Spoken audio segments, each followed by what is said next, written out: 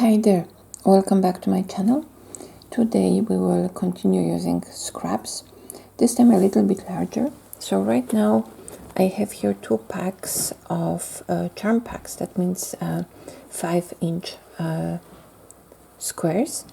One is very colorful and the other one is solids. We need 32 squares from one pack and 32 squares from the other one for 8x8 baby quilt. I am using my charm packs because I have them, but such a set of squares can be easily achieved by cutting your leftovers to 5-inch squares, and this is not a difficult feat to achieve, to collect 32 colored squares and 32 of low volume squares from any collection of fabrics. So I just went for the speed and the fact that I have them, and sooner or later I have to use them.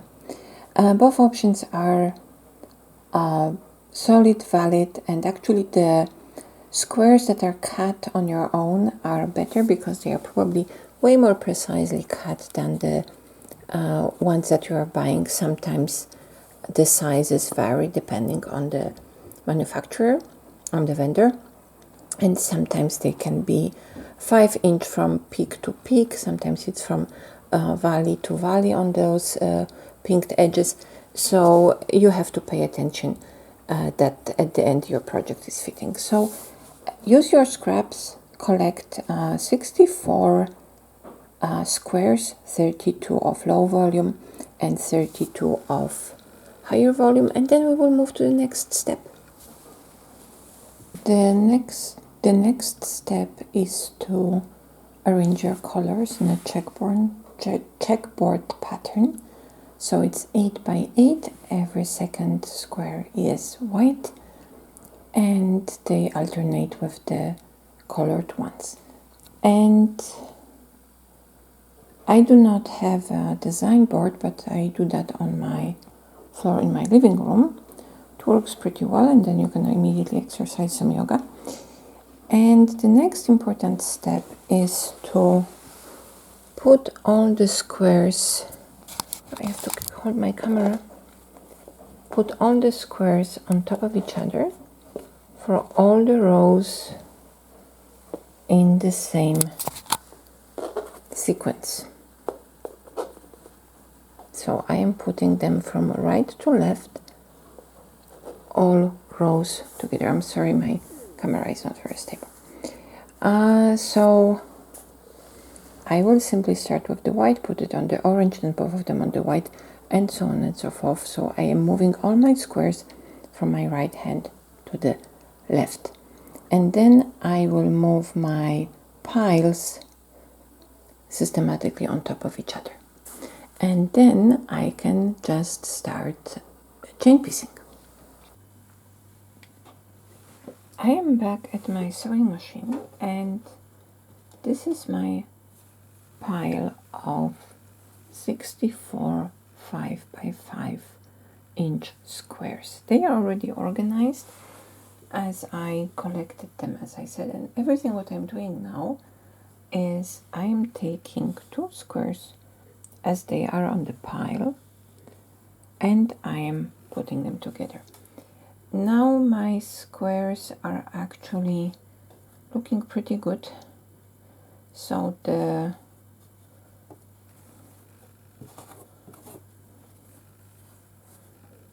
size is matching. I'm just checking once more. So my 5 inches are from top to top of my pinked edges. So right now we are not even thinking about the rows together. So only we will sew 2x2 2 pairs at a time. And because we have 8x8 grid in our quilt, that means we have 64 squares, and we will first sew 32 pairs together. And I have my narrow foot installed. I have to be careful to speak between the sewing machine. So again, I am taking 2 squares from the pile, moving them and folding it together. In this case, it's not so critical because these are solids and they are identical on both sides, or the difference is minimal and not really worth mentioning. And I just have to be careful that I am sewing 1/4 inch from the pinked edge from the top of it. And I made several such baby quilts. This is the easiest project you can start with if you want to if you're interested in patchwork making and in quilts, because these are just squares, so the seam allowance is not that important as long as it's consistent across. And you can use charm packs, so even you don't have to invest at the beginning into cutting mat and roller cutter. And I remember from my previous years when I started making quilts that putting together such baby quilt when you are concentrated and working without talking, it takes about less than 1 hour to put it together. Then of course you have to add some simple quilting. So now we made 1, 2, 3, 4 pairs. That means now we will switch to the dark fabric on top. And every 4 pairs we will be switching.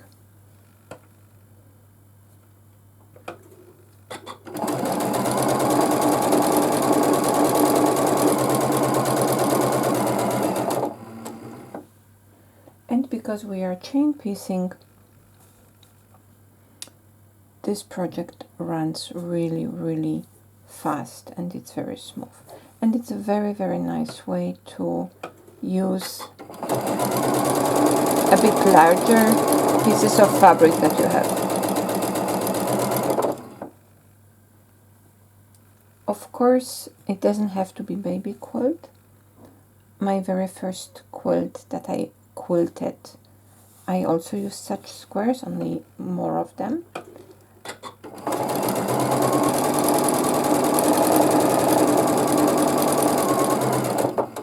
So for a large quilt you would need 4 times the amount.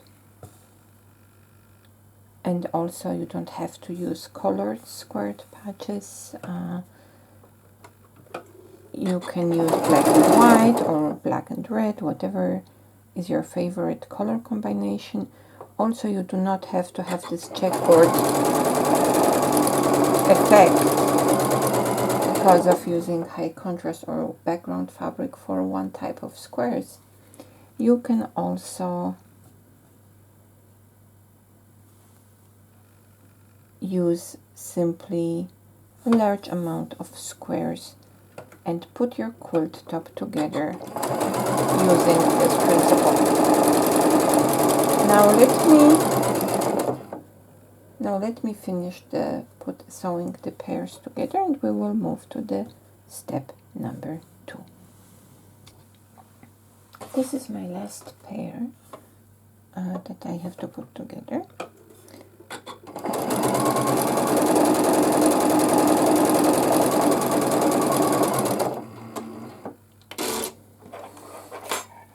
I have an automatic shears, but in such projects I don't use them. I prefer to pull my thread out to avoid some pesky knots when I start new row of sewing. Now when we are done, and in this case we will still snip the threads in between. And now I'm paying attention that all my seam allowance is on one side. I am not twisting my first sewn pairs of squares. So all my seam is on this side as it comes from my chain of squares. It is important because we are putting it together the same way we sewn it, and we sewn it the same way we folded it, or we stacked it when we designed our project. So it could be on a design wall, it could be on a large table, or in my case, it could be simply on the floor of your living room. That's why sometimes there are some crumbs. So right now we have 32 sewn elements. Because we are going in twos, now we will be sewing together into 4, and after that into 8. So in this case, for now we are not worrying about anything. We will just continue sewing it the same way we did before. So let me show you that in a moment. I am almost done here. So using multiples of 2, especially to the power of 2, so 2, 4, 8, 16, 32, and 64, it's very nice because it allows for extremely effective chain piecing without really worrying about math. So right now I took it out as it was sewn, so my seam allowances are on the same side. I have 2 white pieces on top. I'm opening and I am putting the 2 in the middle together. And in this way I will create a half of my row already. If I have a larger quilt, I have to keep in mind how many squares I have in a row. So there you prefer maybe to work with 1 row at a time, but in most of the cases probably you can go for 4 or even maybe 8 elements together. So you can continue using this technique for at least in the initial part of the project, and then you will have to start sharing it as separating the rows so you are not sewing too many elements together. In this case we are just repeating this process 3 times. Right now we have 4 elements together, and in the next go we will have already 8, and with that our rows will be complete. So now I have to sew it 16 times.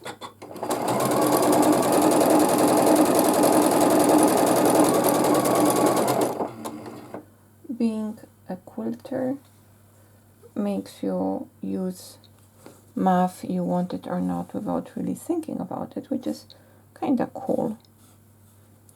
I like it.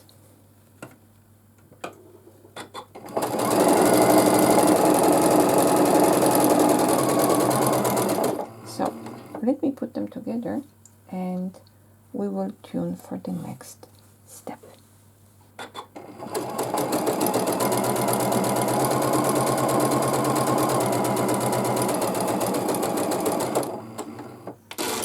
That was the last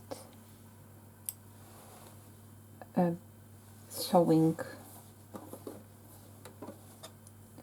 That was the last double pair sewn together, and now we are again cutting the element. So now we have 4 squares in a row.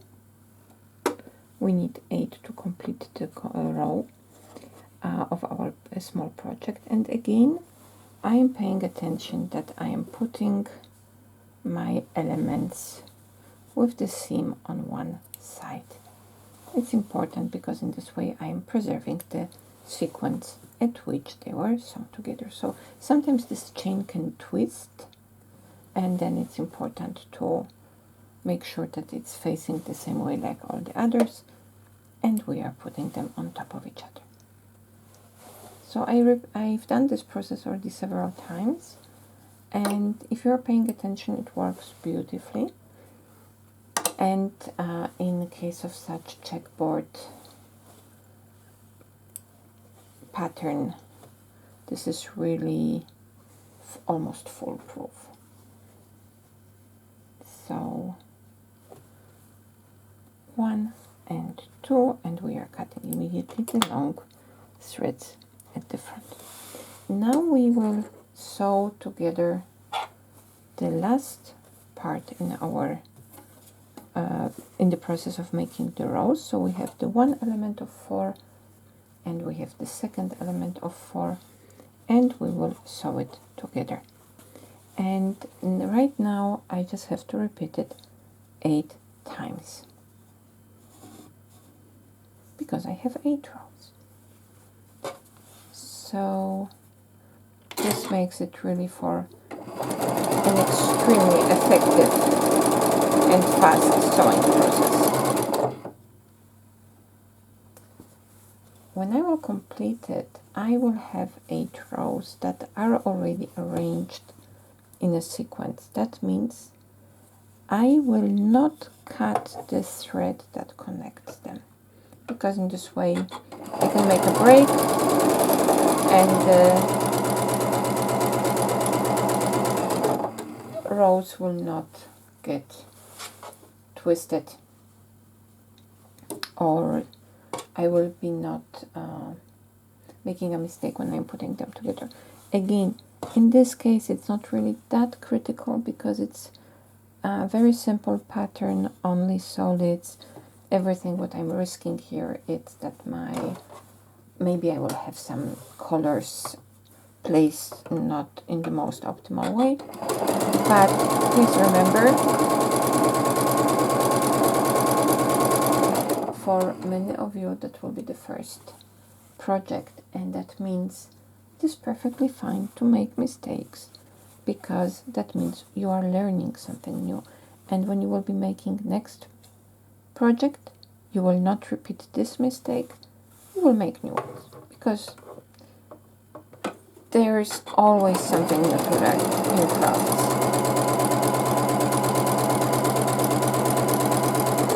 And not only. So my rows are almost done.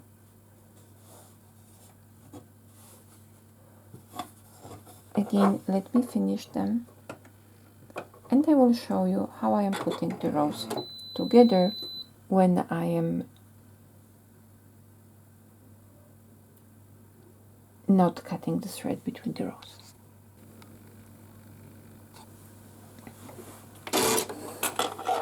My 8 rows are done, and as you can see, I am leaving them connected this time. Everything what I will cut away, it's this thread at the end.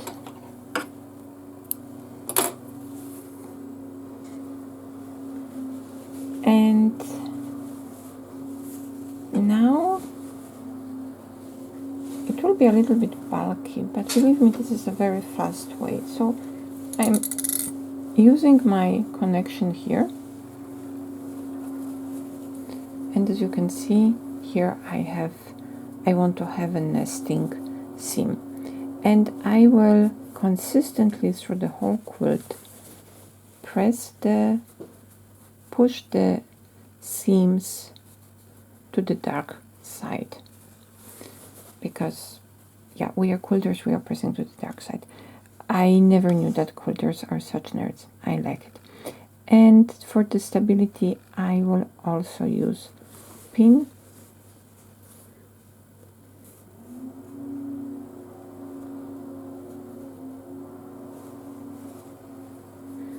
So in this way, you can also press everything to one direction, but if I said we are pressing to the dark side, then let's press everything to the dark. So again, usually I am not using pins when I'm not using pre-cuts. If I would cut this fabric on my own, I would know that it's cut precisely. Because I'm using pre-cuts, and there were some variations in the size. I will want to try to place it as precisely as I can. That's why I'm using pins. So sometimes you will have to probably stretch a little bit. I used my pretty precise foot, so the seam allowance should be fine.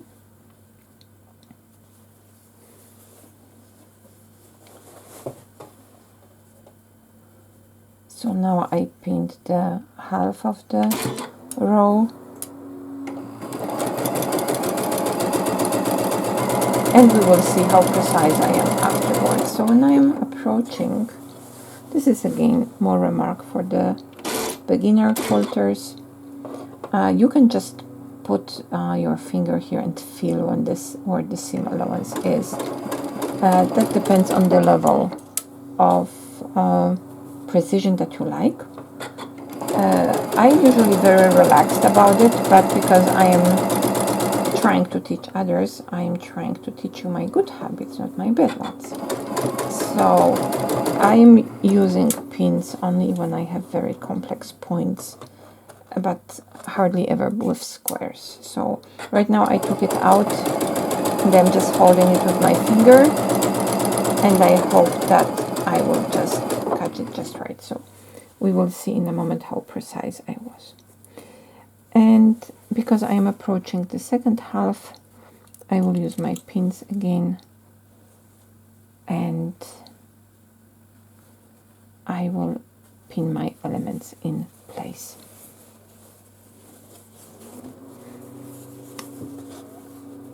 It is pinning is actually a useful technique for precision when you have triangles, very complex patterns, and projects where precision is very important to achieve the secondary pattern illusion. And also when you have tons of very small elements all over the whole quilt, and for example you have a pieced border that has to match the whole length of the quilt. So it's actually a very good habit, and I try to learn this habit with every project that I am making. So again, there were it is not that critical. I skip it. I am just using the hold and hope method, but if you like precision, then pinning is definitely something very useful.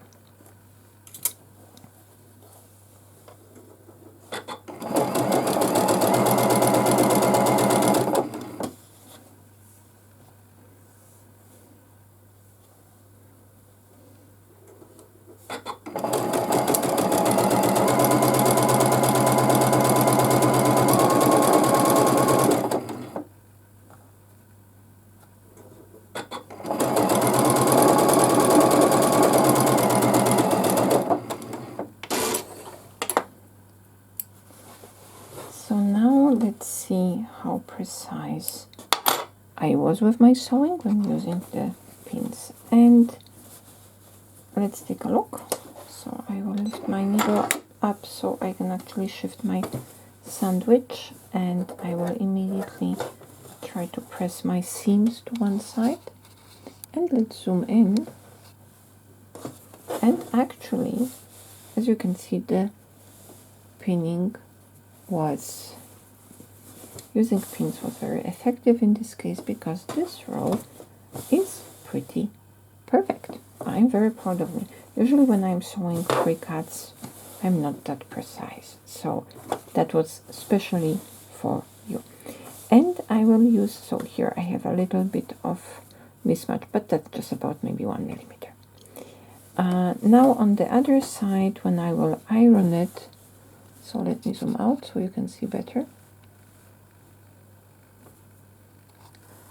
Now during the ironing, I will press the row seams always to the dark side, and then the seams coming from sewing rows together, I will press simply in one direction when it will be ironed and ready for quilting process. So now let me put the rows together and I will show you how the whole top is looking like when I'm done. And just like that, the patchy baby quilt or top for a baby quilt is done. As you can see, that was a very fast and efficient process. I didn't need much time to finish it, about 40 minutes sewing time.